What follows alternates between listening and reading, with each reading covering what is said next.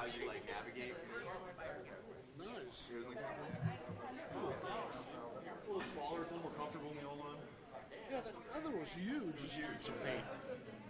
Yeah, we need to do the. But I don't know. The same problem. Actually, the dry erase paint would be good on that. You're going to be on that for like a week, and then you're never going to wear it. It's not that It's expensive. probably right. But so you can use that entire wall either as a display or Oh yeah, I bought it. dry erase I just marker. paid for it. When Big I bought thing it. with projectors to get them to pop more. Yeah. It needs to be a reflective type of Yeah. Like the new device. This is like the new biggest. I've been dealing with this for a while. I I get one of these from my mom. Yeah. It's amazing. It's fairly user friendly. Very, very simple. She could just point at what she wants. And You know, it works all the time. That's always nice.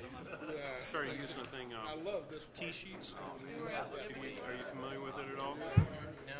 Whoops. Can you find it? I got mine. Hit the agenda. Working here. What it does is that You can. you push the schedule out Attach it to to your employees. Okay. If It's they're not checked in. checked in at the right time, it's So if something I that want to go like that, you need to check in. Okay. Puts a GPS stamp on it, and they can put their notes and stuff on what they've done. yeah, there's And at any point I in wouldn't time, you go can around look the and watch see where your How much employees was are. it? 846. That's interesting. It's like Not for bad. $16, $20 a month. Dollars per user. My uncle had one and kind of showed it to my mother. My mother was like, oh, maybe I'll get one of those. I'm Like, finding it very handy. she can't work her laptop very well. She has the Pro Mini. That's how I lost one of I the think I'm employees. gonna They had to be accountable. Pro Mini? Yeah. Like, my suspicion was correct. This I can like see. Yeah. I'm readjusting to a 12-inch screen on this guy, so I'm kind of like, oh god, everything's so small. Like, I know. Good. I know you won't have the issues with it. The battery lasts way longer than that. Yeah, this thing, I was doing an online class over the weekend. I died in the middle of it. Hour and a half, I was like, man, I got to plug this thing in. Yeah. No, overall, this is amazing. I've had both now. This is definitely the way to go.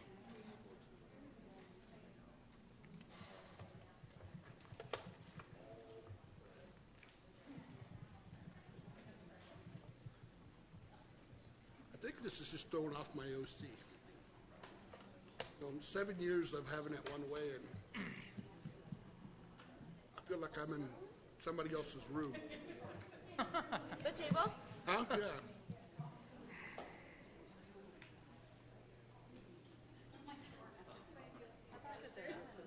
Yeah, we probably had those old tables for a long time. Yeah, they were original. Building? Well, I mean, to the time the city moved in, yeah. Right. Yeah. Wow. Not to the department store days, but.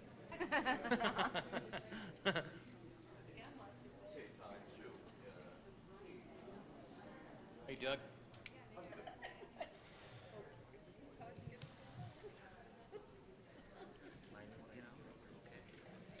I just have the one.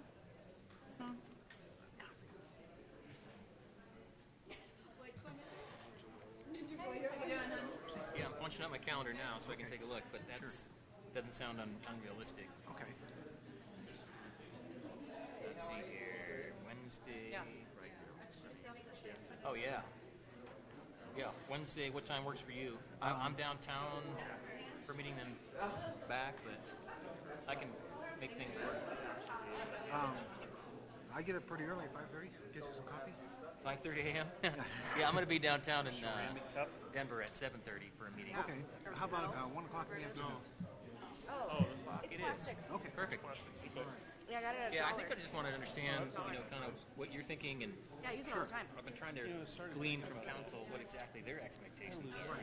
So Okay. we'll just make sure that we put something together that will work. Awesome. All right, Let's thanks, do it. Doug. Thanks. It does have a top with a curvature. That would be a little heavy on it. Yeah, I use it all the time.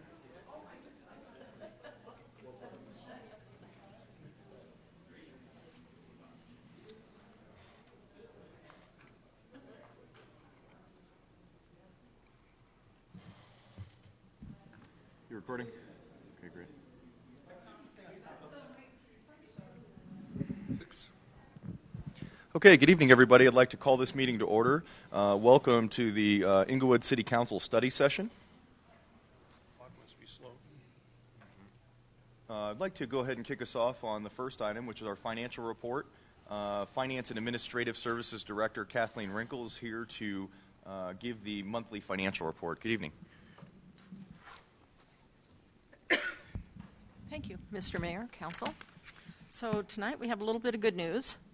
We've reworked the budget and gotten, well, not actually the budget, the forecast from the different departments and taken a look at our revenues and so forth again. And with the adjustments that we've made, we're looking like we can be positive by about $130,000. And you remember the last report was a little bit over $7,000. So what's making this possible is that even though we reduced the revenue expectation by about $600,000, we've got some one-time income that we're expecting for the easements along the eMurph property, some audit revenue that'll come in, and also some adjustments where departments are going to underrun a little bit here and there. So net, it evens out pretty well. So with that, we are keeping a close eye on this because it's only 0.3% of the budget, so that's not much of a cushion. And we'll be watching that as we go forward very closely. That's the big change. I would like to point you to a couple of other spots in the report. And we did do the full report because we're looking at the budget forecast that had changed. So instead of providing just the short report, we provided the long one. So on page 19 of the report, we've got the general fund balance. As you can see, based on the balance that we're looking at, we're at this point estimating that we'll be at 16.9% against our target balance of 16.7%.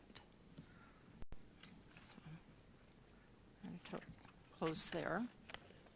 And then on page, if I can get to it, page 25. It's kind of towards the back, but would like to discuss Area 7 a little bit more. We're still trailing there, which is why we reduced our forecast for the revenue. But you can see on an average basis, our revenue is probably pretty much on the average at this point. Looks like we had a couple years that may have been anomalies. So we'll be watching that as we move into 2017 as well. And those are the big items in the report. Everything else is on target and hasn't moved much from the last month that we've looked at it. Awesome. Thank you. Questions or comments from City Council? Thank you for updating the mid-year numbers, both from the revenue and the expenditures side. In the past, we've never really adjusted the expenditure side throughout the year, so it's nice to kind of see where we're at that. And the only downside, I suppose, advisement to council is that we won't have that little bit of cushion at the end of the year because we're kind of actually getting our arms around where we actually are at this point in the year. So both good and bad, I suppose. But I like the move, and I appreciate that. Like I said, I think it moving us much more towards estimating actuals as close as we can. But, of course, that can surprise on the downside sometimes. Absolutely. So. Other questions, comments? Okay. Seeing none, thank you, ma'am. Let's move on to agenda item 2. It's Communications and Marketing Strategic Plan. Sherry Heinz-Kerr from Cahoots Communication is present to present a Communication and Marketing Strategic Plan. Good evening. Murphy Robinson also joining us, Assistant City Manager. Good evening, Mayor and Council. Thank you so much for allowing us to come before you and share with you this communications endeavor. In the last couple months, Mr. Keck, the city manager, asked me to really dive deep into the way we communicate with each other internally, but also the way that we communicate with the public. And in doing so, I talked to some of our staff, but as well as talking with our staff, I found a box. And in that infamous box, I found a lot of our historical documents from past communications staff on how we've done things in the past. And I came across, while I was looking at how we were going to do this, how that deep dive would look, I came across this company called Cahoots. And Cahoots, when I saw the items that they did for us in the past, they actually helped rebrand this building and the Civic Center as a whole after the first rebranding didn't go so well. And I'll let Sherry kind of go more into more history there. But in talking with Cahoots, they had a product called a 3D in which I was very intrigued by, in that they looked at all of our resources, looked at all of the ways we communicate, and then provided us with an explanation on how we can do that better. And so without further introduction, I would like to present to you Ms. Sherry from Cahoots. She is the president and CEO of Cahoots, and I am very excited for you all to hear what she has offered this today. So, Sherry. Thank you, Murphy. I appreciate it. I haven't tested this yet. Are we good? Sounds good to us. Okay. We're going to dim the lights just a little bit because I will, couple slides in this presentation that I will say, do as I say but not as I do, where I'm going to have some small point size where I'm going to read to you. So we're honored to be here. Mr. Mayor, members of the council, everyone else who I see, lots of my friends and department heads that I've had the privilege to work with the last couple of months. As Murphy said, the process that we've gone through has taken us a couple of months. We've spent well over 300 hours spending some quality time, I know, with a lot of you, as well as digging deeply into every aspect of not just communications for the city, but also infrastructure and where we find ourselves today in the city of Englewood, Colorado. Quick background on us. We were asked to give a quick overview because we know that some of you we've not had the opportunity to work with before, and some of you we did get to present to the mayor our background, so he got to see what we've done. But over the last almost 40 years, Cahoots has been honored to serve a lot of different government and nonprofit organizations. Specifically, probably the one that we're known the most for was the state of Colorado. We were the first agency of record for the state of Colorado that represented them from a marketing standpoint as well as economic development marketing. I share that with you just because during that engagement, which was about 4 years, it was right after the Lamb administration, and we had quite a challenge ahead of us to start encouraging people to actually come to Colorado and consider doing business here as well as relocating. When we had that opportunity, we had to go to every single town and city and community and county and tourism region all across the state. Look at each different community, see what it is that they had going on, or tragically at that time, what wasn't going on, and help them figure out ways to keep their communities vital and keep the kids from going off to college and never returning. And so we literally have worked with, I lost count, I'm going to say well over 50 city councils, much like yourself, and city planners and city managers all across the state. So we've had a huge amount of experience in working with local governments as well as the state. We worked with the Economic Development Department for the city of Denver under the Pena administration. We've been agency of record for the town of Parker. For any of you who live near or around there, we was the agency of record and did the economic development and marketing for Parker for 13 years. East Central Colorado, Clear Creek County, Northeast Colorado Tourism, Rio Grande County, Douglas County Libraries, tons of local tourism as well as destination attractions such as Colorado Railroad Museum, Wings Over the Rockies. We've had a long relationship with state tourism, Visit Denver, as well as SCFD. We also do event management and sponsorship management. Our current client that you might be familiar with, because we've got a brand new one coming in, is Chick-fil-A, and we do their events here locally. We also have done big national as well as events for local government. In this case, the state of Colorado. We did the international golf tournament, the Grand Prix. We brought in the Pope years ago.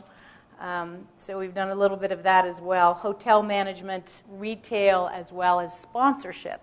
And I'm finishing with sponsorship because you're going to see sponsorship is going to be a big component of what we're going to need to be doing with Englewood in order to accomplish some of the neat ideas that many of you have shared, a lot of the goals and hopes that we've had, not just from council, but as well as from leadership within the city.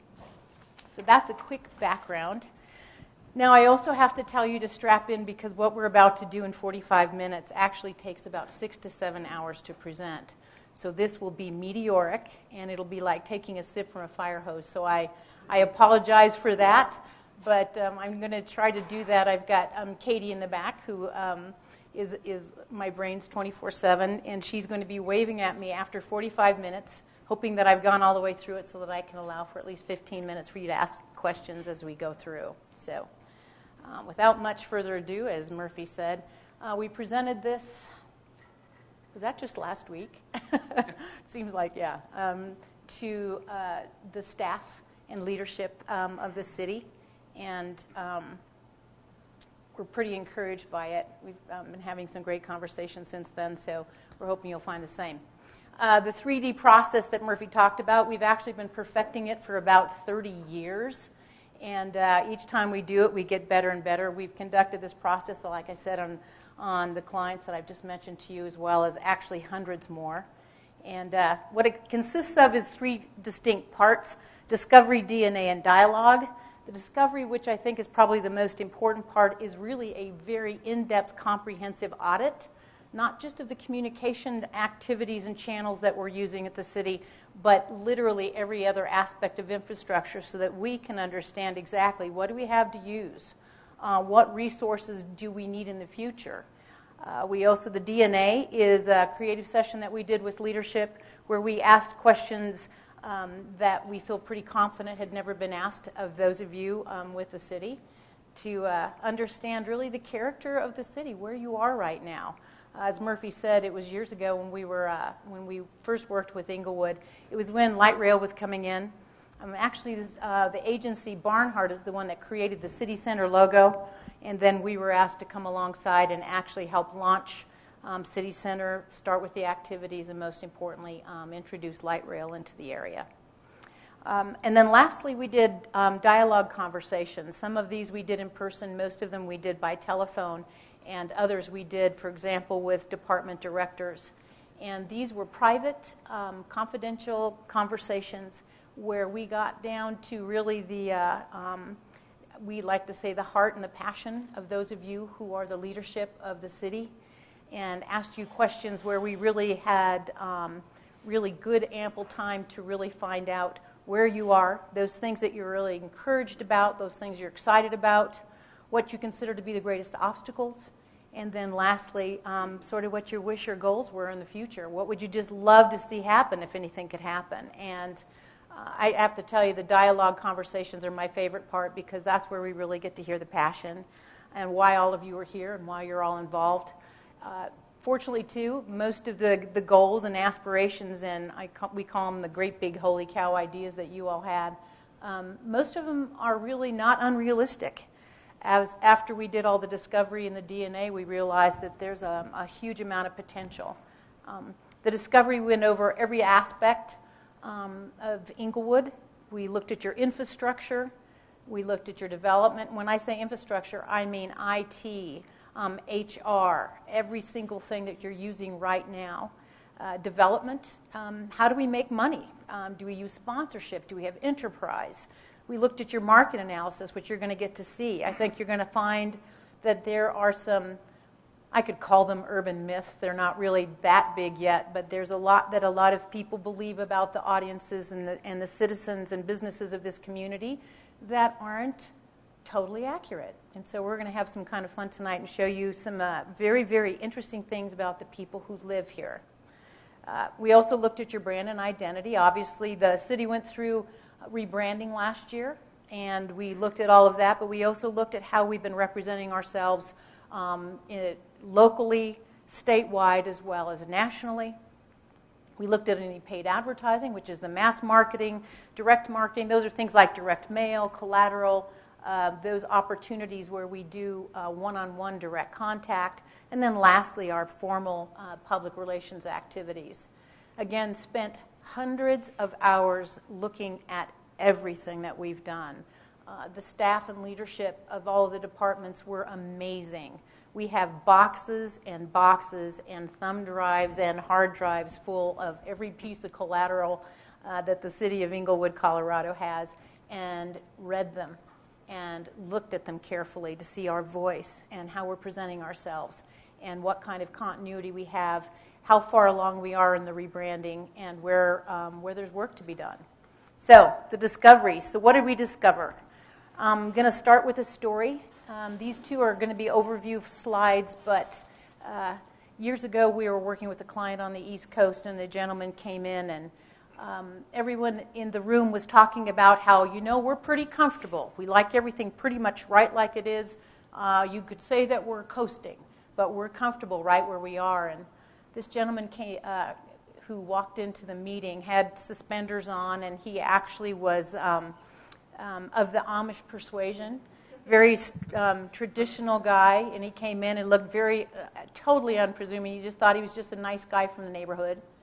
And he came in and he said, if I could just interject, he says, if you're coasting, he goes, the truth of the matter is you're actually going downhill. And I thought that was probably one of the most profound things I'd ever heard from such a simple guy. We found out later, however, he was a state senator. He had run for governor a couple times, and he was part of the Hershey family. Very unpresuming, but absolutely a man of great wisdom. We have found this to be the case in a lot of situations, too, where we're really comfortable. We like things really right where they are. But the truth is if we're staying standard or just coasting, you're actually going downhill. And so I would have to tell you that's one of the things that we did determine. We worked with you all years ago. Tragically, a lot has not changed. However, in the last year, there's been a lot of changes in staff and some exciting ones that, again, from our perspective, having worked with so many local governments, I have to tell you that the reason we are working with Inglewood, besides we were invited, is the fact that the city manager and the assistant city manager are unique. And we can say that from a professional standpoint, haven't worked with folks like you guys. And the department leaders are amazing. And again, can say that objectively have worked with hundreds and hundreds of local governments. And we've got some really good stuff. Not coasters, however. And this is also the other thing. Without a centralized and professional communications department, we've had no other option but to create silos. Everybody goes, oh no, they're silos, and everybody panics. The truth is the silos are pretty common when you have nothing else to look at. As Assistant City Manager Murphy said, they were trying to figure out a new way to do this. Candidly, it's not a new way, but for local governments, it seems to be more elusive than you'd like to believe, and that is to have a centralized communications department. Now, I can tell you again, because we've worked with almost all of them here within the city, or within the state rather, that those communities that are really productive, who are really, really healthy, have a full-time communications department. And so because our brand's an asset worth shepherding and communicating with some professional standards, we know that the main reason why our city departments, and I'm going to tell you as well, the council, why we're siloed is just because we haven't had a centralized communication opportunity. So we're going to address that today and present some opportunities that we can solve that. The DNA, as we said, that's a creative session where we asked questions that we know some of you have never heard asked before. And the comments I'm going to read to you, and I beg your forgiveness, like I said, never do this in a PowerPoint. But I'm going to take liberties with you all. That's one of them you go, oh, tell me they don't have that in 12-point type. But these are important because these are from you all. We didn't just surmise this or go, hey, I think this is what we're looking at. This is from you. So when you see these, just know that this is encapsulated. This is in our words, so it isn't quoted directly. But here's some things that we discovered. Historically, we were built on industry and the next best opportunity. Our greatest historic selling points, gold, orchards, carnation greenhouses, Eagle Rock, ironworks, and Cinderella City.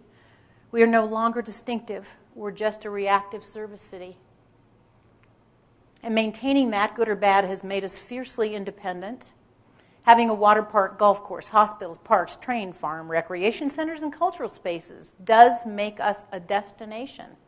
But folks don't know they're in Inglewood, which is, I'll show you some information on that even just recently, where Littleton got credit for all of our assets a couple weeks ago in a major article. City staff work here to serve the people of Inglewood. Candidly, amazingly, the dedication to serving the citizens of this community is so at the forefront of the staff and leadership. And again, we haven't always seen that. City staff are in constant duck and cover mode. They're beaten up on a lot. Almost all roads lead to and through Inglewood. We're serious and not very fun. Our city council is comfortable with being dysfunctional. Sorry. Yogurt has more active culture than Inglewood, but we have potential. Events are important to the community, but we can't fulfill them well. Our biggest problem is poor communication, and if Inglewood were a color, we would be green. Some of that's hard to hear, but to us, we see that as opportunities, and we go, why are these true? What can we learn from this, and what can we do about this to improve it and make it productive? The dialogue conversations, again, had many of these by telephone, also had very lengthy ones with a lot of the department heads. And like I said, they were confidential. And we don't do that to be sneaky. We do that so people have the peace of mind to be as candid as possible. And they were lovely and encouraging. Here's what we know to be true, that we, and I'm going to talk inclusive now if that's okay, that we love serving the people of Inglewood. We have silos with older staff and new staff can't work around them. We lack civility on council that doesn't really represent Inglewood. We want to be attractive again and enjoy the moments of life. We don't want unbridled growth. We need to begin talking to each other and communicating well. We need better stewardship practices and budgets to care for what we have. We desire a centralized downtown area that commands attention. We can repurpose and redevelop our city and still maintain who we are. We love our public art and believe it's a key to making us distinctive. We don't have commissions or volunteer programs that work well. We need a real hotel, a new police building, and a city center makeover. We have a great police department. We focus too much on the metro area rather than our own place in Colorado. Again, these were private conversations, but when I have heard things from at least 50 to 70% of the people that I had conversations with, I know that we're seeing a pattern and can feel confident about it. And again, these are your words.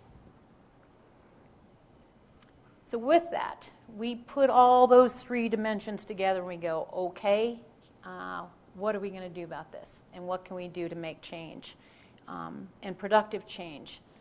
I can absolutely assure you we heard you, and you will see that this report is focused exclusively on the citizens of Inglewood and the businesses of Inglewood.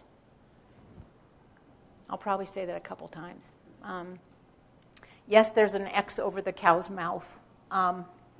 Here's the most difficult thing, and I'm going to tell you this is not new for us. We've done this for decades, and it's always the most difficult part of presenting a strategic communications plan and knowing that we still need to be transparent publicly because we're a local government.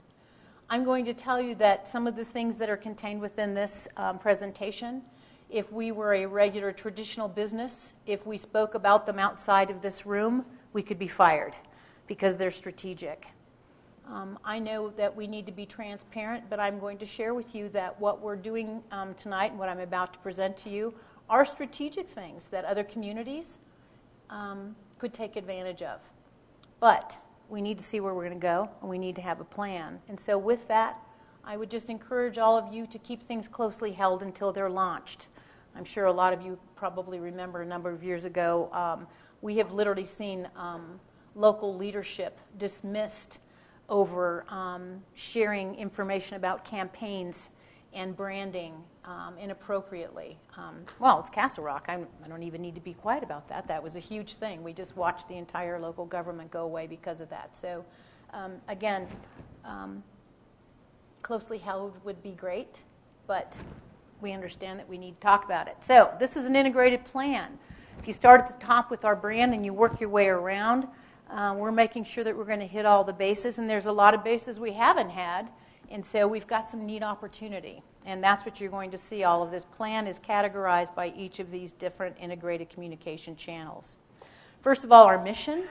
And I will tell you that from the standpoint of the council as well, and most importantly from those of us within the city, in the trenches, if you will, we use the mission of the city as our creative filter. And that may sound kind of fundamental, but I'll be honest with you, it sure keeps you out of the weeds. And for us to know how do you communicate Englewood, Colorado, we're going to stick with this mission because we know that it's new and that it's been approved. And so what we will be doing, and you will see that there's not a recommendation in this plan where we haven't done so. But here's the question to ask yourself. Whenever we're looking at a new initiative, a new project, does this program promote and ensure a high quality of life, economic vitality, and a uniquely desirable community identity? So as we go through this, again, all of the plan and strategy that you're about to see, we have used the mission of the city of Englewood, Colorado as our foundation, and everything rides off of that. Brand name. Couple of recommendations. First of all, I think you all are familiar with what the new logo mark looks like, and the folks who designed that for you put City of at the very top. Our recommendation is, even though that makes a lot of sense, it does not make a lot of sense from a competitive standpoint. Now, when I say competitive, I'm not talking about bringing in a whole bunch of new businesses. I'm just talking about people understanding that we're talking about Englewood, Colorado, distinctively speaking. So in the metro area, we don't need to educate the community that we are a city. They know that already. Nationally, however, we need to be known as a city in Colorado. And that is not solidly established at this point in time. Englewood, Colorado is our best-selling proposition here and across the country. And City of is a graphic obstacle right now. And so our recommendation is we really do need to emphasize Colorado rather than the City of, and let me show you why. Across the country, now I am excited that in Wikipedia, a city in central Colorado, we're number one on that. Central Colorado is an interesting way to put that, but I'm going to call this competition, and by competition I mean competition for people's understanding and making sure that they've found the right Englewood, because Englewood, Colorado is very distinctive. So we're going to suggest that we redesign the corporate mark. That's really a tweaking, and I hate to use that term, but really that's all we're talking about, is making sure that Colorado is dominant and predominant in the new mark. There's your competition across the country. It's all over the place. Smartest people, of course, are Englewood in California with an I. They've even got it with their SEO, their search engine optimization, so that when you put in Englewood with an E, they come up first. So we just want to make sure that if somebody's looking, they've moved to our community, or they're just trying to find our local government, that they can find us first and that we're clearly distinctive. Program names. That's the other thing. We've got some things that cities typically don't have, like a water park and golf course. A recommendation just on this one is that wherever we've got any of our major attractions and destination, that tagging it, meaning down and afterwards, that we come up with a designed tagline that says an Englewood attraction. As I said, the article that was in the paper a couple of weeks ago, which was terribly distressing, essentially let everyone know that all of our wonderful attractions were in Littleton. And so if you don't believe that there's a misunderstanding, there is. And it's getting ink and it's getting press, and so we want to make sure that when someone goes to one of our attractions or one of our parks, they know where they are. We need to have photo and video standards. That means whenever we're creating any kind of video at all, people need to know that that it was created for and it's branded well. With Englewood, Colorado. I'm saying this too, for example, if we're doing things that, let's just say if we are going to include the mayor in any videos and things like that how we present any aspect about the city is clearly and graphically presented well, because we're going to be doing a bunch of videos. Actually, those were already set in place a couple months ago, and we're going to make sure that we've got those well branded. Okay, unique selling points historically. I'm going to dispel some myths that we heard a lot. And when we started researching them, we found out some of them weren't exactly the truth. I think you can see all of this in the sense of, for example, the Eagle Rock, the Ironworks, Cinderella City. Trolley, we've got the light rail, which was very, very important. But we heard numerous times that FTD started in Englewood. I don't know if any of you have heard that, but we heard it over and over again. That's not true. I just thought I'd tell you that.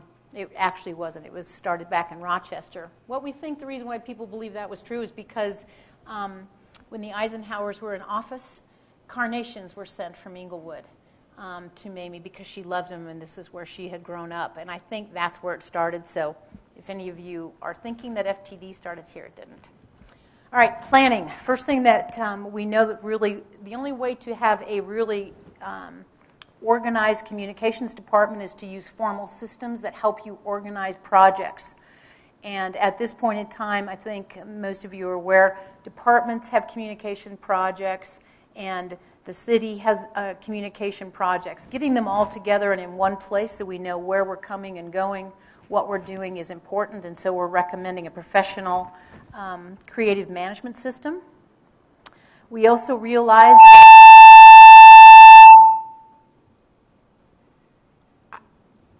okay. I didn't move. Time out. Is that you, Lord?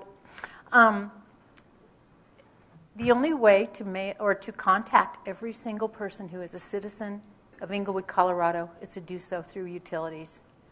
That's not terribly untraditional because they're the first ones to know. But we know that there's a lot of opportunities that we're missing where we can't directly go and communicate with our citizens and with our businesses. And so we're going to put into place a number of different opportunities where we're going to really be able to start creating audience databases. By audience, I mean the people that we're serving right here in Englewood, so that we can communicate faster and more effectively and more strategically to what their needs are. I'm giving you an example of one, for example, that we just did of Railroad Museum. Tragically, when we're just using traditional news release kind of systems, most of the people, when they see that, are just tuning it out. It's just not attractive enough. It's not captivating enough. I'm just showing you how we'll be able to design the ones coming from the city so people can find the information, they can interact, we can track it, we can do analysis on it, we can know who responded to it, they can see upcoming events, and most importantly, I'm going to make a little bit of a special note on this too, that we can start representing sponsors for our events, because sponsorship is going to be one of the only ways that we're going to be able to do the major events that I know a lot of you are very much interested in. Here's where we get into some fun stuff. Because we're actually a professional advertising agency, we've got access to some pretty amazing tools that really help us know who are the audiences for this client. Well, for the city of Englewood, we got the utilities list, and we got to find out who are these people really who are living in Englewood. Now, I will tell you that some of this seems a little big brother, and I don't want it to, and I apologize, but the truth is this is how advertising agencies know how to know where to advertise. Where do people respond? Where do they shop? What do they watch? And so we ran the city through the process. It's called Axiom. It's a Personix system. And here's what we found out. Now, I will tell you that if you dig deep into this, we could spend literally 5 straight days probably looking at each of our audiences. So I'm going to give you one, our first largest audience. So here's the life stage groups. What's really fun about Personix is that they're all divided down into these kind of clever categories. And if you look at them, you can see that they kind of make sense as to who they are, like social connectors or taking hold or starting out. If you look clockwise, it's a pretty good breakdown, if you will, chronologically in the sense of how old people are or where they are in their lives. But our first one, right out of the gate, which is a surprise, I think, to a lot of people, is it's career-oriented. And there's an interesting aspect of this. Again, they constitute 10% of our market, of our citizens here. Members of the career-oriented group are more likely to be single. None have children, and all have an estimated income of at least $50,000. They rely on the internet at home, at work, and on the go. Popular online activities, including banking, shopping, and connecting with friends. For this group, smartphones are a handy way to download apps, which means we need to make sure everything's on and usable on mobile. Social networking and sports, and access the internet for financial resources and driving directions. They listen to alternative, dance, and pop top 40 music, and take in occasional rock concert and basketball game. I did that very fast. This is the overview slide. There are over 30 more slides with details about who these people are and what they do. Here's their ages, 30 to 45. You have a huge amount of people under the age of 45 in this community, much greater than we had been told. We heard that most of the people were more established and a little bit older than that, and it's simply not true. But these are an interesting group of people. They're single. Most of them are single. They own their homes. They don't have kids at home, but they make some pretty good money. And you'll see on here, too, now that we look at these other things, you saw the life stage groups. Let me just show you some more things about the people who live in the community as a whole, what they do as far as occupations. I don't know if you can see all of those. You bet. Okay, and I'm going to go clockwise. The big blue is professional technical, administrative management, sales service, bottom clerical, white collar. Next up, craftsman, blue collar, housewife, retired, other, self-employed. So most of the people in the community are working people. Here's their education. Blue is completed high school, red is completed college, 29%, and the green is graduate school. So we've got a fairly educated community. Responsiveness to mail. Why would that be important? Well, we like to know whether or not somebody's going to respond when we send things out. And for our community here, they actually are fairly good mail responders. They are standard pretty much of what is across the board. Contrary to popular belief, mail is not dead. Mail actually is still thriving, is coming back. Buying channels, how do they like to buy things? Internet, mail, phone. Again, pretty much along standard national levels. They are responsive, pretty standard to internet, mail, and phone across the board.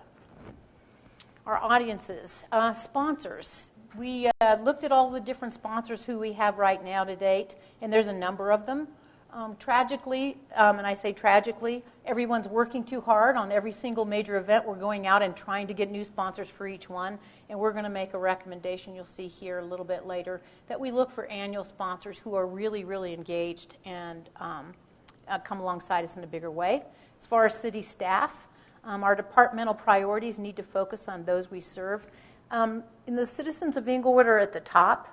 And again, I'm focusing on that because, again, everything that we've got here and all of our recommendations totally focus on existing citizens and existing businesses.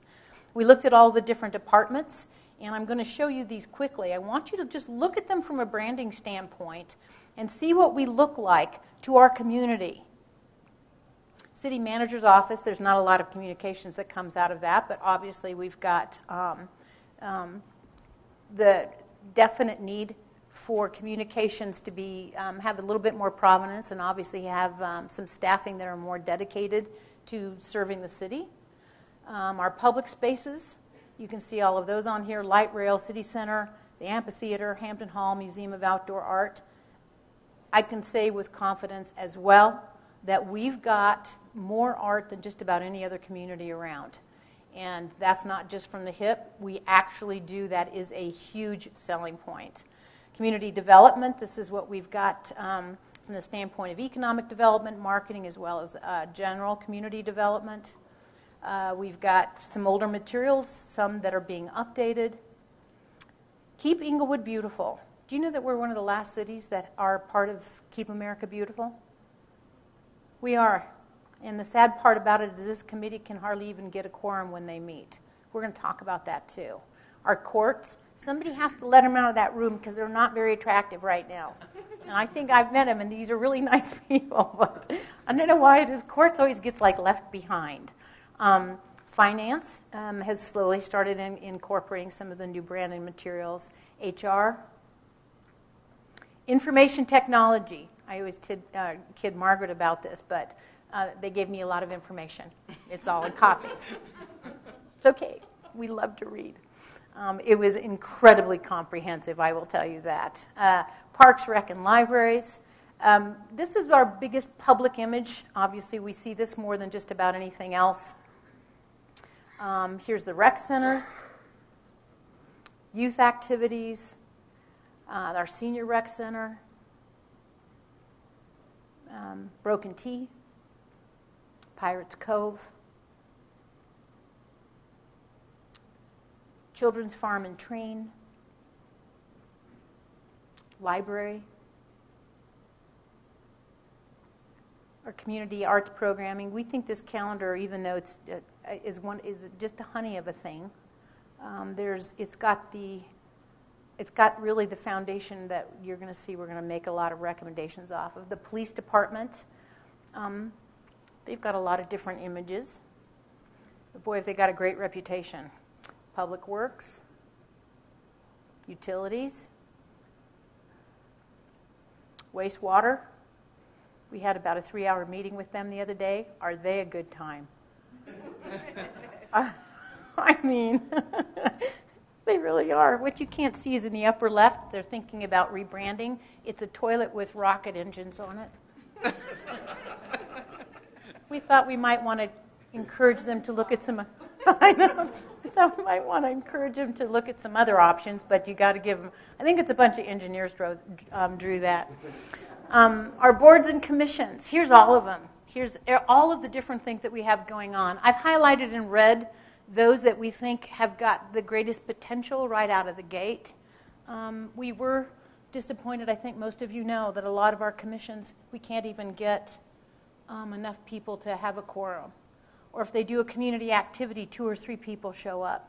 I can tell you that I grew up here. That's not Inglewood.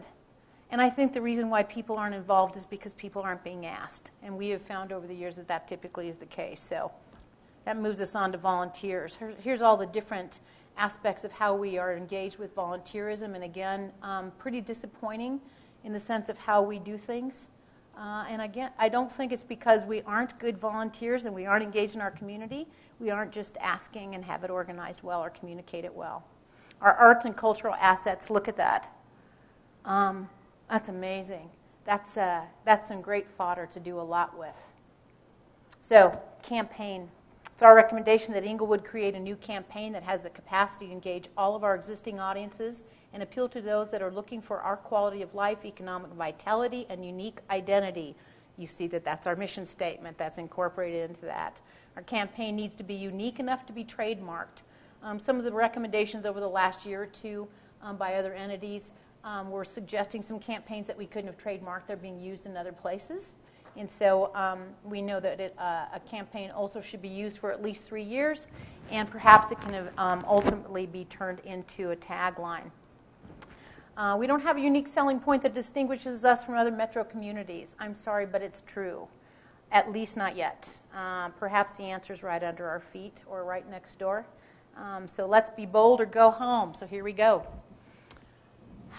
Would like for you for a moment to think of Inglewood as a canvas, just waiting for us to make it as exciting as it is. This is pretend. Everybody goes, what are we doing? What we're recommending, I don't know if anybody noticed that we've got like the Museum of Outdoor Art like right here, and they're a major partner of ours that we've invested in well, and we've had great conversations over the last 2 months, are extremely excited about making Inglewood the place of art and culture that it can be and is. And so we're talking about, I don't know if you realize that this building is like probably one of the most amazing billboards. It's just waiting to be discovered and appreciated and enjoyed. The black square there, yes, this is the biggest recommendation in here is a digital board. What do you do? How do you pay for that? Sponsorship, yet again. Branded sponsorship. That means we determine who can and who can't, and it needs to be those that complement our community. But big opportunities there. There's a few people go up and down a couple of major intersections here that if we've got good signage out there, we can have them stop.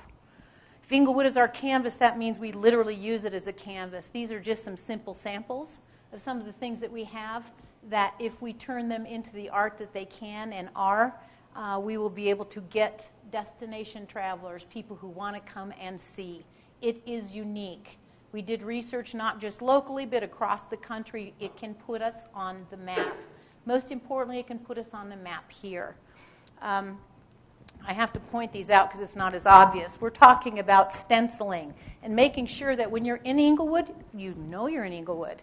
It is the most confusing place. Even when we worked with you guys years ago, the tree you don't know you're in Inglewood. And it's really pretty easy with all the new technology that we've got, as well as outdoor paints, to let people know when they're entering Inglewood and when they're here, as well as creating some outdoor art. We have a stockpile of picnic benches that are just dying for some paint. So we've got some great opportunities. We also have some police cars that are just black and white that aren't very pretty, that we could probably engage in a greater capacity as well. I won't say anything more because I'll get in trouble from the chief. I do. Well, you know what? Chief told me that he has encouraged all of his officers to start talking to people. And nothing breaks the ice more than when somebody's got something on their police car and they go, well, what's that? And they can break the ice and start talking. So art can do that. Art can do that. So campaign theme will target our very own citizens and businesses. We are not talking about going out and looking for and encouraging others. We're just talking about encouraging ourselves right now because I think we could use it. We need a good shot in the arm. Development, and by this we mean any fundraising, development activities, those things that help us make money. I know that's a wild and crazy concept for city government, but we happen to believe that there's some neat ways that we can do that. Our current residents are dynamic people who are successful and culturally affluent, and we know that there's, again, much like volunteerism, people don't donate if they're not asked. And we know that we've got a lot of entities and opportunities where we can encourage that. Our website needs a facelift pretty bad. I think most of you know that we've been engaged, at least starting in that, and we intend to continue. We are in the process of registering for a new URL, a .gov, which is really important. You can't get those unless you are a gov, and so making that distinctive. So Inglewood, Colorado with CO, and possibly even Inglewood, Colorado spelled out to make us unique. And then we can really get some good analytics going and seeing who's visiting us. Website redesign, I could go on for hours just talking about that, how we're going to be able to improve the site. But the best way for me to suggest that it is the best way for a city to communicate is to look like a destination where people can see the activities and the departments easily and grasp them quickly. Our analytics, I won't go into that too much, but it is more than obvious that people are coming only when they have to, not because they want to. And it doesn't take a lot to turn that around. Our most visited page, as with any government, I will tell you, when we redesigned the stuff for Parker, they said, oh no, they want events, they want this, and we said, go back and look at your analytics, job openings. You're not special that way. That's pretty standard. But the rest of our activities up to that point are our destinations, are the event centers and rec centers. Collateral, we need to tweak this a little bit, but start using it, as well as PowerPoint. Publications, big opportunities here. We do a lot of publications. I think everybody's doing a lot of publications because everybody's trying to communicate, and because we haven't centralized, we're doing a whole lot of things. And unfortunately, I don't think a lot of things are being read, which is tragic because that's not good stewardship. So we're going to suggest that we now pool everything together, all of our publications, and design a quarterly magazine that covers every department using storytelling as well as thoughtful and engaging design. That includes our rec catalog. Sponsorship advertising, yes, that's how we pay for it. It is underwritten in that regard. Event promotion, this will save us money. It will save us money. And when people see the Inglewood magazine, they'll know that it's a little bit different. It's not going to be just a nice little thing that I get in the mail from the city, but rather something that's compelling, that talks about our citizens and the businesses that we have here, and informs our current citizens and businesses as to what's going on. We'll have a feature from the mayor, from the city manager, as well as the different departments so people know what's going on. As well, it will have shelf life because it's going to have our rec center schedules. But it will be a magazine. I don't want it to be misconstrued as a newsletter or just a quick update. It will be something that people will want to read cover to cover and keep a hold of until they get the next quarterly issue. Broadcast email needs a kick up as well. The one on the left you can see there, that's typically what our email looks like when it goes out to people. I love you guys enough to tell you nobody's reading it. Even though it's compelling what you go through here, nobody's reading it. But we want them to. We want them to know what's going on at council. We want them to know what's going on in the community. And so that needs to have a facelift, but also we need to encourage people to sign up. When we saw the numbers of people who are signed up for our email, I'm going to tell you it was shocking. Only 3% of our folks are getting our emails. So that takes work. Again, just like donation, just like volunteering, you got to ask people and give them a good reason to sign up. Social media, we think it can be managed more broadly if we use some of the neat tools that are out there right now. Right now, this is what our social media looks like. So we've got opportunity to, it's probably off my mic on here, huh? I'm so sorry. So social media, we want to make sure that all of our different pages work well with each other, are branded well. Advertising. You don't do a lot of paid advertising. I don't know if anybody's noticed that or not. There's a funny thing. Advertising really does work. The difficulty, that the only way that we're going to be able to do that is if we do annual sponsorship, and that'll help support it. Direct mail. Through publication consolidation to a quarterly magazine, we're going to be able to do an awful lot more. We're spending a lot of money on postage. And if we consolidate all of that and have a really top-notch quality publication, it'll make a difference. Direct mail. So we've got a magazine. We get new people who are moving to the community. And there are, because utilities can tell you every single month who they are, when they showed up, and the fact that they're now getting a utility bill. We are proposing in this that now we take our magazine, we do overruns, meaning we have extras. Someone moves into the community in between issues. We polybag it. We put a cover letter from the mayor and the city manager saying, welcome. We're really glad that you're here. This is also an opportunity for our wonderful sponsors to coupon, encourage people to use our local retail as well as our local businesses, and introduce them to the community. Sponsorship is going to be a huge deal. We know that we've heard, we want to do this event, we want to do that event. I don't know if you know that we don't have the money for that. We have to be very, very conservative about how we do it. But because we do so much professional event management, we can tell you that you've got opportunities with sponsors that really are pretty much limitless. But you have to do it and present it professionally. It has to be packaged well, and it has to be worthwhile for a sponsor to want to sponsor things here. Let's talk about 4th of July. Huge opportunity there. I took some pictures. Did a lot of secret shopping. I'll just tell you guys that, snooping around, just looking like a citizen. It's amazing what you can find out when you're just looking around. South Suburban was far branded better than we are, at least this year, not next year. We'll figure that out. But big opportunities with the 4th of July. Seeing the people who attended was absolutely so encouraging. I thought it was a great demonstration, and honestly, after we got the audience profiles, it was a really good demonstration of the diversity that we've got in our community. And here's one that you'll either love it or hate it. Here's the big opportunity we've got. On the far right, that was us years ago. We used to have those great holiday decorations. I almost said Christmas. I think they still call them Christmas decorations when they were there. 3400 block of South Broadway can be a destination during the holidays. It would not take an awful lot, and again, sponsorship driven, to be able to turn our block into the block that nobody wants to miss during the holidays. And I will tell you that we know a little bit about lights. We were the ones years ago when we almost lost the lights at the Civic Center downtown.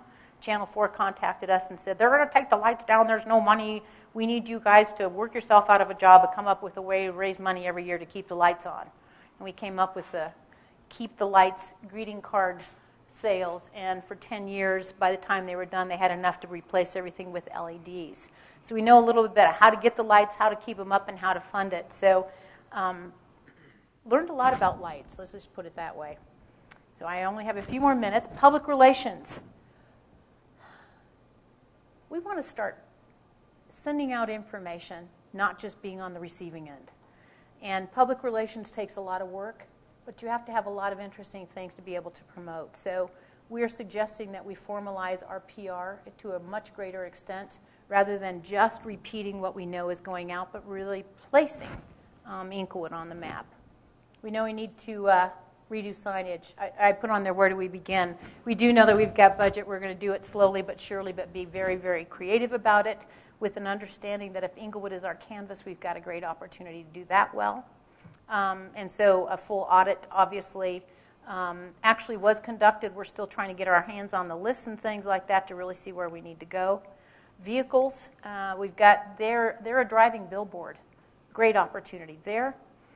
City limit signage, I told you about the desire to be able to put Inglewood at least on our street corners and on our streets, as well as our entry points. And then fulfillment, literally, really now all we have to do is do a lot of these things and just be kind of dogged about it. Everything that you've seen here is within existing budgets. There's no fluff here. It's just repurposing and being really strategic about pulling things together and really finding the voice of Inglewood, and making sure that anything that we do absolutely represents the community. So that's the integrated plan. And I did that in 45 minutes. Thank you so much. I'm sure we'll have some questions and comments from council. We'll start with Councilmember Rolson. Great. Thank you for the presentation. Really appreciate the work you've done on this and the way you captured. All right. So I'm not sure. Maybe I missed it at the beginning because I'm having a hard time seeing with my contacts long distance tonight. But was there a set of overall goals of this whole plan? What is it that we're trying to accomplish where in 3 years we'll say, wow, we hit the mark? I think, if I had, what were the goals? I can tell you why we were hired, and that is to take all of the assets of Inglewood and communicate them well. Right. Yeah. I think what would help us we could have never done this 3 or 4 years ago at all, because people would have been very upset that we're trying to sell Inglewood, and they didn't like that idea. And even we'll have more people that'll come forward now and say, why are we doing this? I think it's the right thing to be doing, but for what purpose? I think we need to be really clear about why we're doing this. One is to consolidate and get some kind of efficiency through that, but there are others. Why are we trying to market ourselves?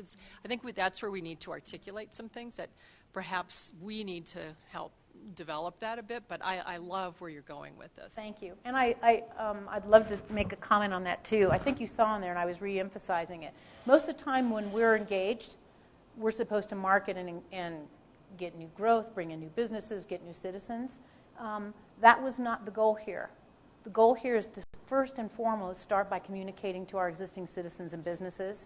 And I'll be honest with you, when you do that, anything else past that point is organic, and that's the best kind. People love a winner and things that are beautiful, but it's really just to bring Inglewood back to where it was. And so just the basics of communications, we've got a lot of potential to really get that formalized. I think it will be astounding to everyone within a year how much can be accomplished and how much we can, I almost sound like a political campaign, bring the legacy back. No. Again, I grew up here, and I remember Inglewood in its heyday, and there's a lot of folks who kind of miss that and feel that Inglewood's a has-been, and it doesn't have the potential, and it's not true. Well, the flip side of that is that some people think that kind of piece also keeps us from moving ahead because it has to be done a certain way in a certain style, and we're losing our identity from the past. Where it's a struggle. There can be real conflict in the process. And because you are unique in that, but not that unique. Almost every community, like I said, been around, have looked at all of the communities.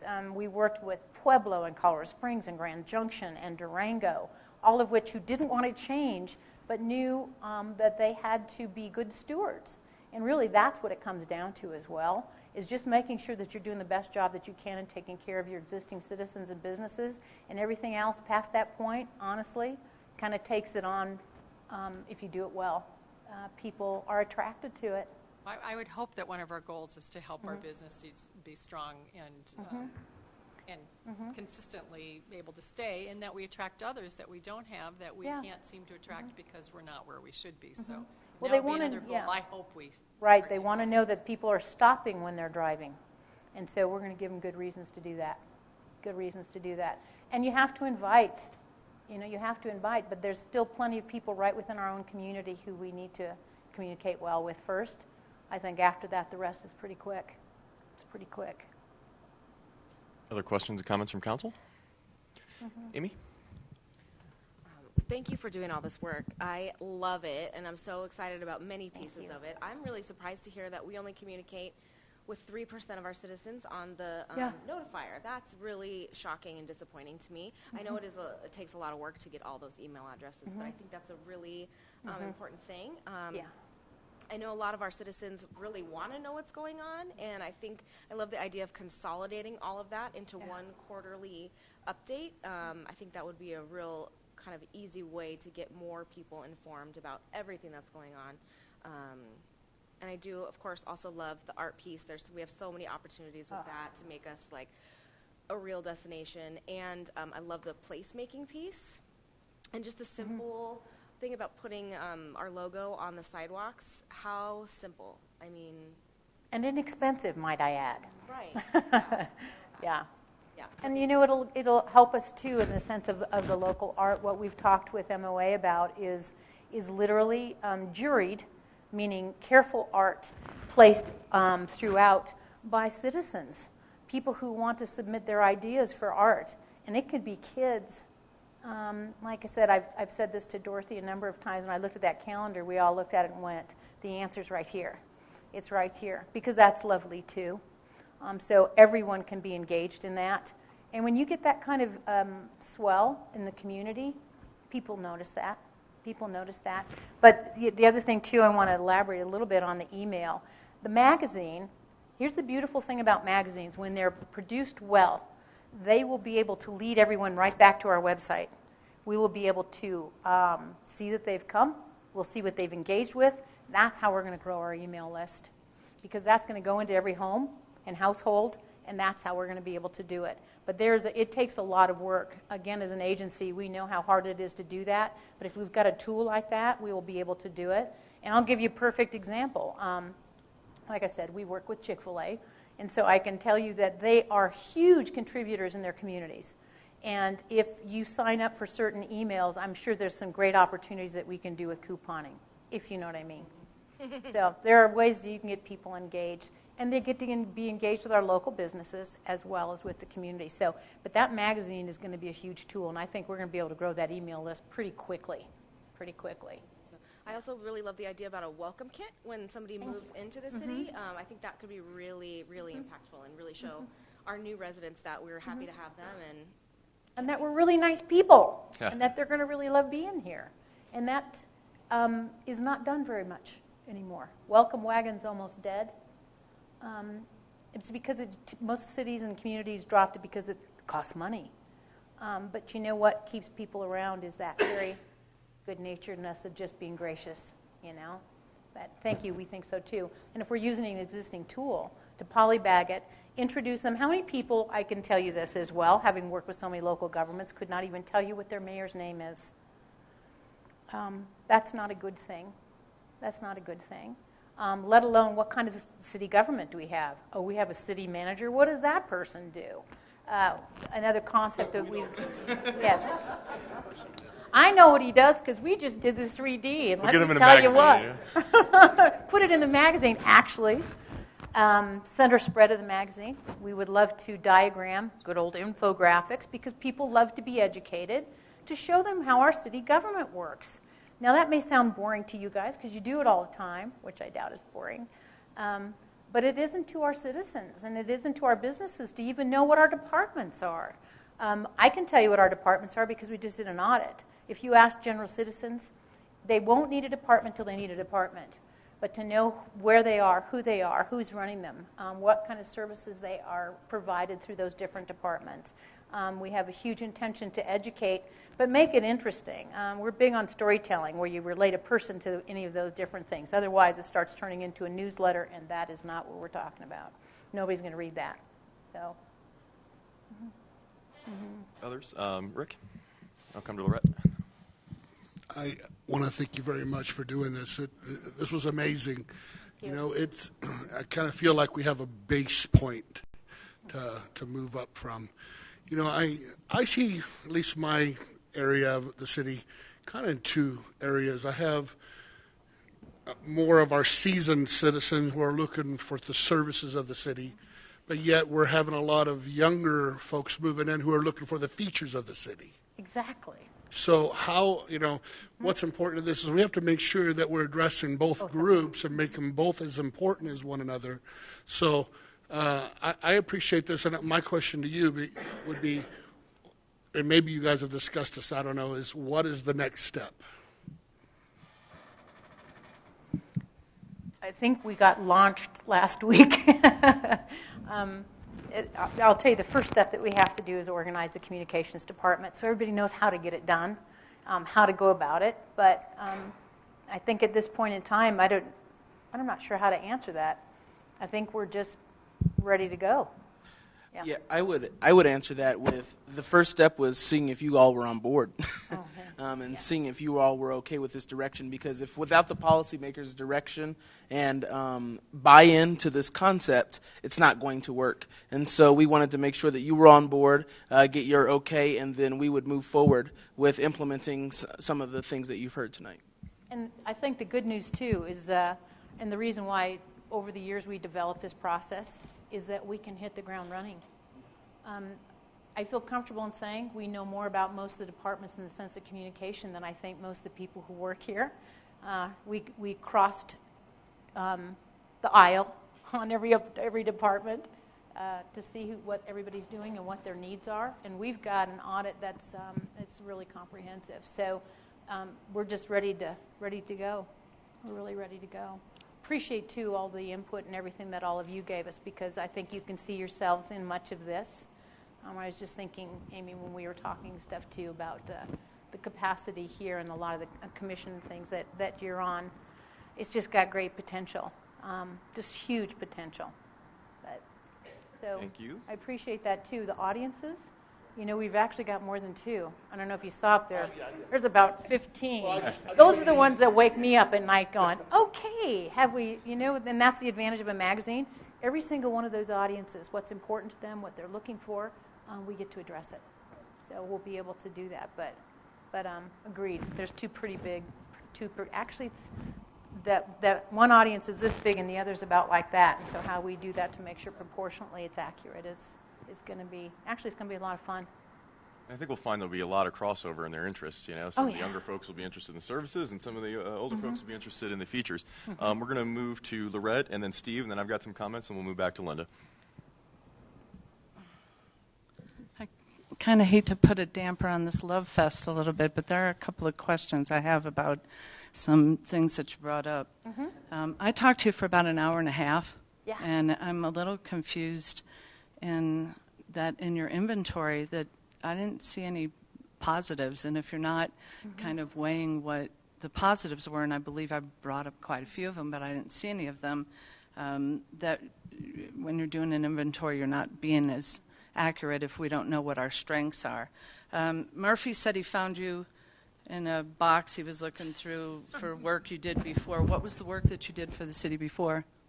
As I mentioned, Barnhart Advertising created the City Center logo when you guys created City Center.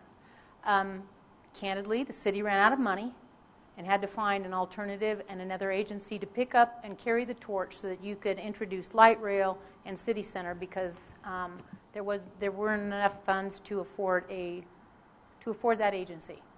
And we fit the bill and came highly recommended by the state, and so we were able to come alongside. We worked with Pauletta Puncerelli. And worked with her for, about a year and a half, helping you guys launch the stuff. So that's how we were introduced to you all before. Yeah, she went to RTD. Pardon me? She went to work for RTD. Which makes sense, because that's what we worked with her on. And she was very good at that. She was very good at that. I'm sorry, go ahead. There seems to be a lot of problems that you had with the logo and branding, yet we've just gone through a process, spent money, and the previous council spent a lot of time on doing the logo and branding, but you don't seem to be happy with it. Oh, no, we're very happy with it. You're going to see it everywhere. As a matter of fact, you might get tired of it. We're just suggesting that how they positioned the city of, for example, we just had baseball caps, I think were produced by someone here, and you can't even see the city of, and literally the embroiderer had to change it. It was just that there's some things that need to be tweaked so we can use it better. The folks that designed it didn't consider all those options. I'm talking about a couple hours of design changes, not thousands of dollars, to make it work better. It sounds like you've done a lot of work. When were you hired? When did you start out doing all this? Let's see. A couple months ago. Oh, okay. Yeah. Typically, a 3D takes us about 6 weeks, and I think this evening is 7 weeks. Yeah. And then you said about the marketing and using the utilities, but the utilities bills is a timely method of communicating with all of the citizens. I mean, we do the Englewood Citizen, which does go to all of the households. I mean, the utility bills, because you have a lot of renters, not all of the utility bills go to the people who are currently living there, and they're on a quarterly basis, not a monthly basis. So I was a little confused you were using that. It's the only list that you all have that goes to every citizen in the city. It's what you use for the citizen in your different publications. That's how you're sending them out, is using that list.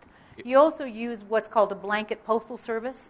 Right, where but what you said was that you would want to use the utility bill in order to go ahead and put that I'm sorry, on. you misunderstood me. No, the utilities list, the list that we can get through the utilities department. Okay, so it's the same one that we're using for the Englewood Citizen that Yes, ma'am. already goes to every household. Right. And then I was you seem to have some more updated information. I'm not sure where you're getting it from for the, one of the statistics that you pulled out. I mean, you only went over one of the sections with the career-oriented deal, and I know you were time limited, but you said that there were 40% college graduates in the city? 29, but then 11% of them have graduate degrees, which brings it to 40%. Yeah, so you've got, I think 9 you plus had 11. was about over 50% were high school graduates, and the rest were either college graduates or grad school. 29% of college and 11, unless graduate colleges are taking people with no college degree, I guess that would make 40. But we recently got some information that put that at around 32, so I just was wondering where you pulled your information from. Our information comes straight from census. It is probably the most comprehensive that you can possibly get. It's not just census, it's bank information, it's credit bureau's information, it is state information. It's actually more accurate than just about any other source that you can get. We literally can tell you the age, income, education, background, communication channels of every single household in the city. From the census information. No, that's just one of the sources. Axiom Personics is the most sophisticated. Exactly. It's demographic and psychographic. I don't want to use the term profiling because that's really not accurate. It's just the information available on any given household that is public information. But it is bank information, credit information, utilities information, state information. And I can just tell you the information that we had in general that the city had was quite a bit more limited. And it was actually dated. So. But you all have that now, so we can give you, obviously you own that.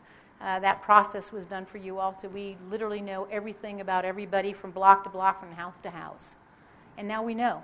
So it's really easy then to make sure that all of our communications are absolutely specific and strategic, and we're talking to the people who live here. So we've got a huge cross-section, section. That would be useful for us while we're going through the comp plan because it was quite different. I mean, your information is a little bit closer to what I believed was going on, but the information that we were provided while we're doing the comp plan, which is certainly a pretty important document, I hope that's going to be shared with them because it's a lot of difference. So. It was just a little bit more dated as far as it, and it wasn't as comprehensive as what we've got on the Axiom. But obviously, it's all your information, too, so bless you. Then we're fortunate, since we've already hired you, then we'll have the information updated so that we can make sure all of it's there. Thanks. Thank you. Steve? Well, I'd like to start out with this is pretty exciting. The information, the data, really helps me understand more about the community, and I'm sure it helps a lot of others. The marketing end of it, I'm very much in favor of what you've brought forward. The little things do mean a lot. Simply just being able to look down on the street corner when you're crossing the street to know, oh, I'm in Englewood. Yeah. That's something, I refer to it as guerrilla marketing. It's something that a lot of folks have used very successfully, except they just use chalk instead of paint. But so, very good. Thank you. And the billboard, using this building, I think about 3 months ago, I was talking to MOA saying, hey, you really need to move that sign to the other side where people can see it. And great suggestions, and thank you. And Murphy, yes, I would like to see it go forward. Thank you. I got a few comments before we go back to Linda, and and then I'll go to Rita first since Linda's already made a comment. Thank you, Cahoots, for being here this evening, and I thought everything was really fabulous. Obviously, we're, I think, trying to communicate better as a community. We have not done a great job, I think, of telling people what we do and why, and creating sort of sources of pride within the community and hope for the future. And it's, I think, just because we haven't dedicated a ton of resources to it. I think Leanne Hoffines does a wonderful job with the resources provided. But, again, as pointed out, I think, by Cahoots, the folks who are running circles around us out there are the folks who have a whole department of dedicated staff to this. When I met with Centennial, I think it was, we talked to them. They said they had 8 members in their communication staff, and they knew what the message was this year, this month, this week, this day. And that was a little bit of an eye-opener for me. I appreciate that you've also kind of touched on many of the themes that I think that the council has sort of touched on in goal-setting sessions, including economic development, customer service, placemaking, specifically with the South Broadway idea, as well as events. So I really thought it was really very comprehensive and awesome. Really excited about it. Love the idea of the direct mail for welcome to residents. Also want to assure that that's going to be for businesses as well. Yes. We want to make sure that we're connecting with them.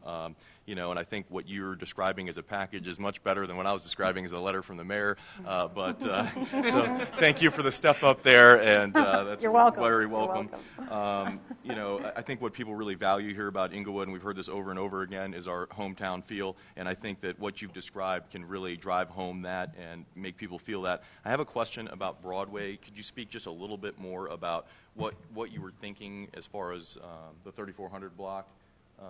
You described lighting. You showed us what we used to do on 3400, Yeah. which I think is an awesome exercise to see what we used to be.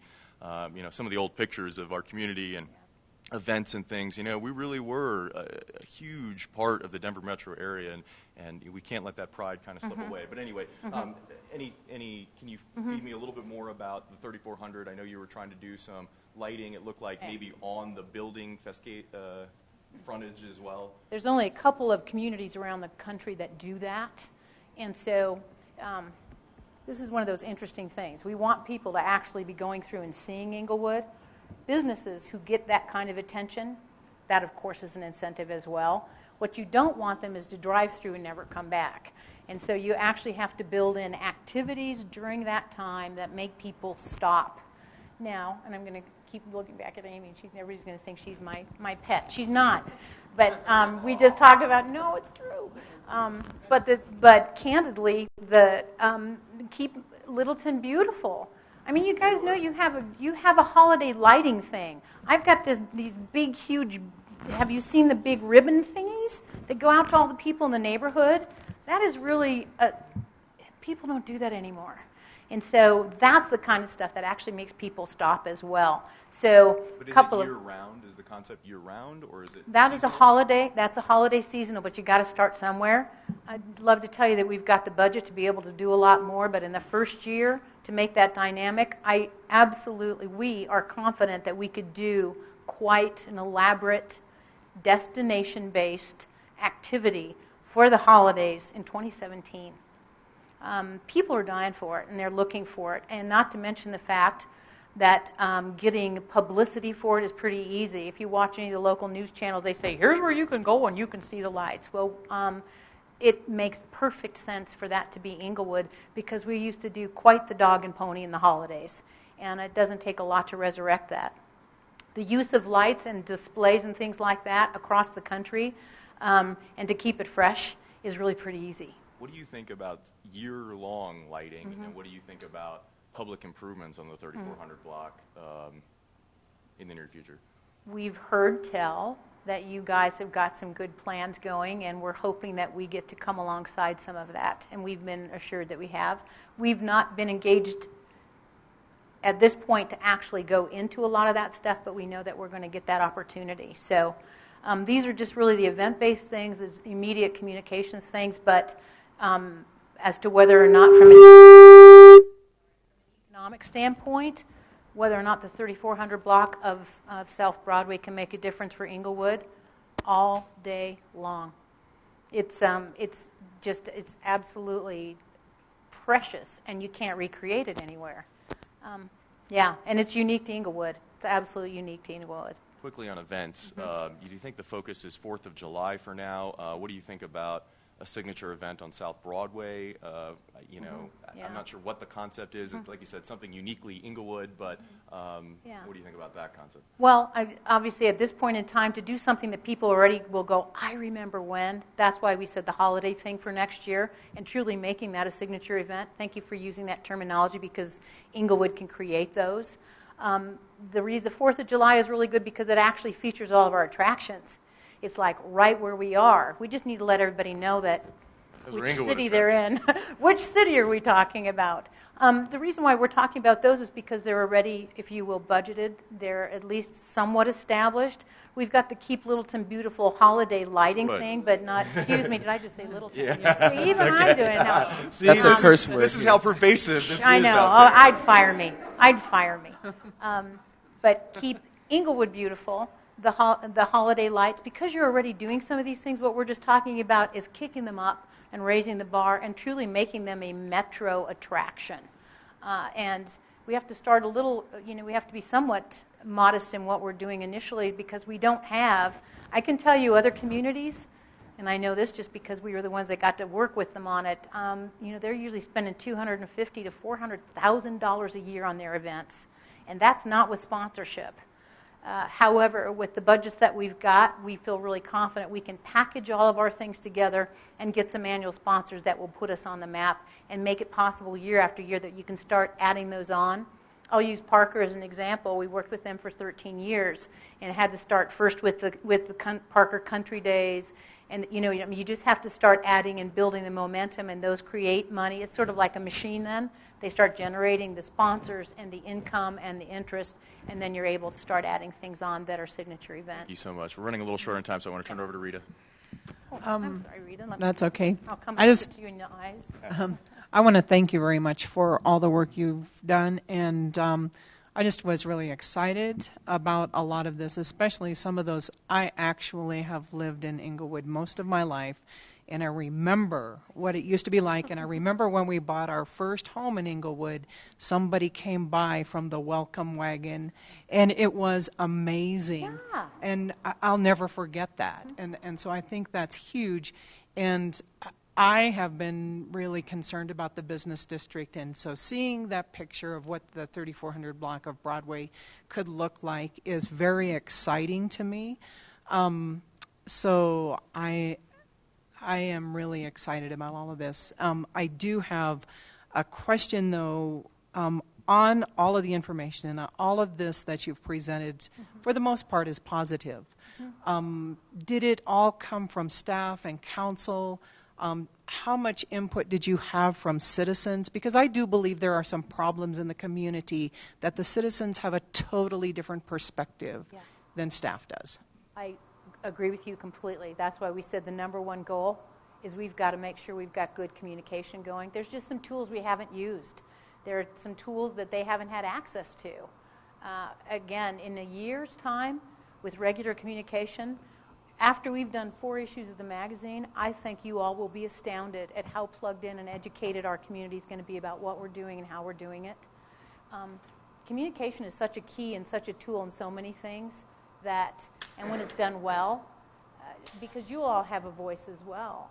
I would challenge you all to know that if we've got a magazine where we can really feature who you are and who you're representing, I think the local community would like to be introduced to you in a better capacity.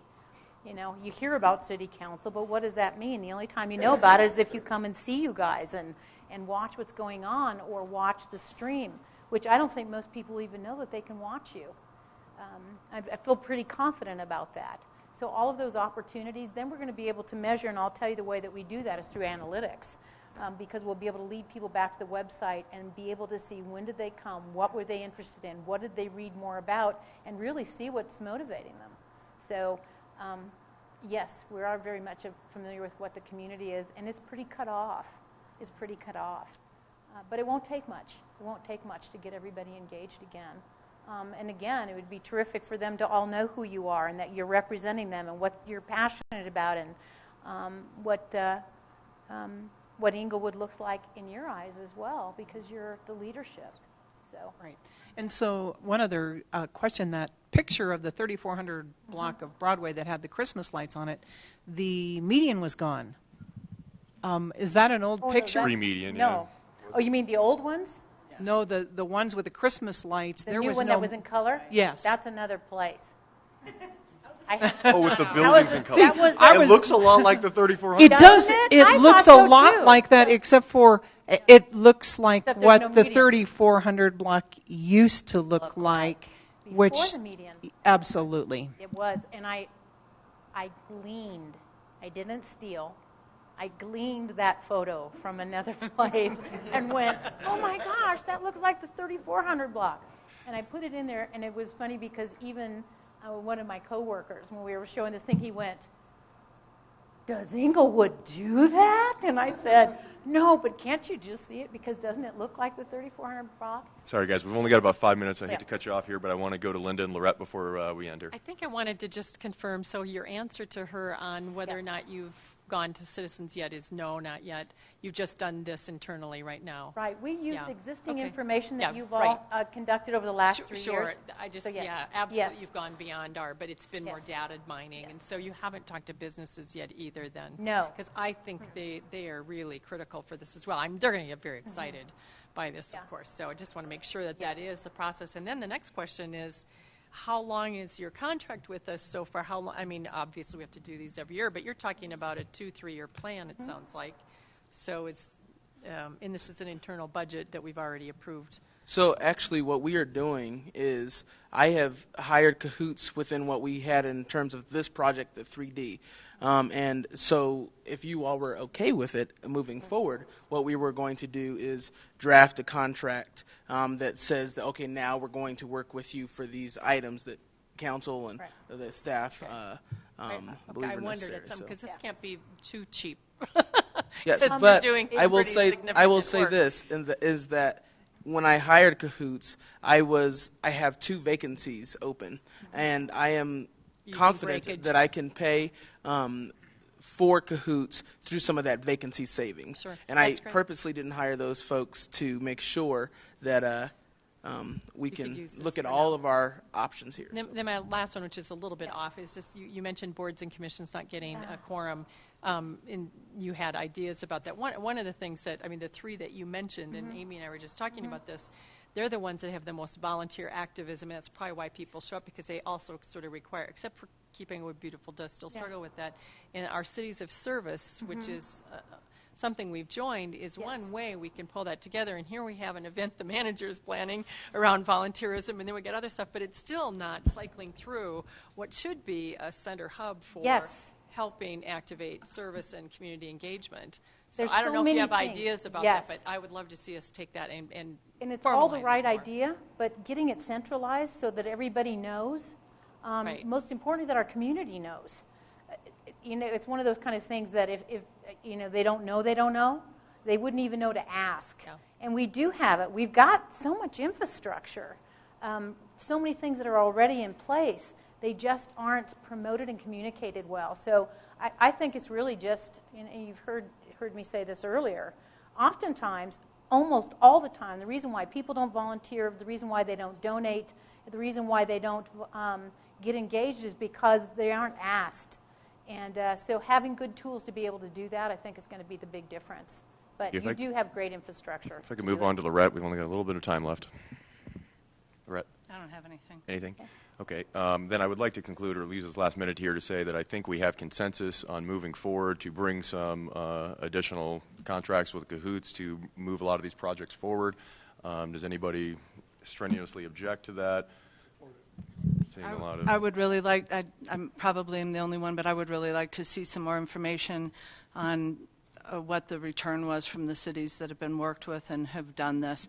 It's one thing to dress yourself up. I want to make sure that it's going to go ahead and pay off.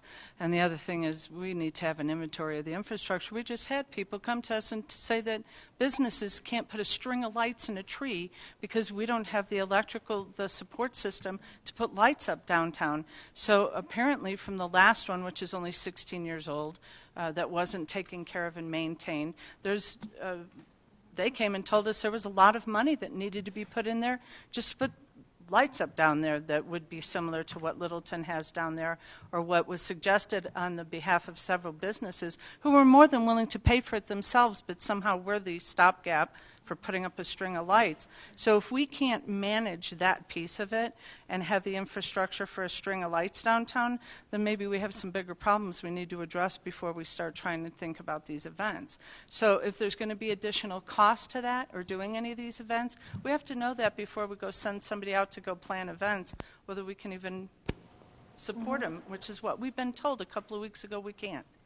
Thank you. I do think some of that could be resolved through a council request. I would suggest that maybe we could put in a council request to the city manager's office for a request on cost for Cahoots and services, as well as some information along South Broadway electrical issues. Public Works was here to answer my previous request on that because I had already requested it since February. That's why they were here and told us that they couldn't. So I guess if you want to see that again. Thank you. Again, I'll suggest that, that we do a council request on those two items, and we have consensus to move this forward, and we'll adjourn and pick this up next door in just 5 minutes. Thank you, everyone. Thank you.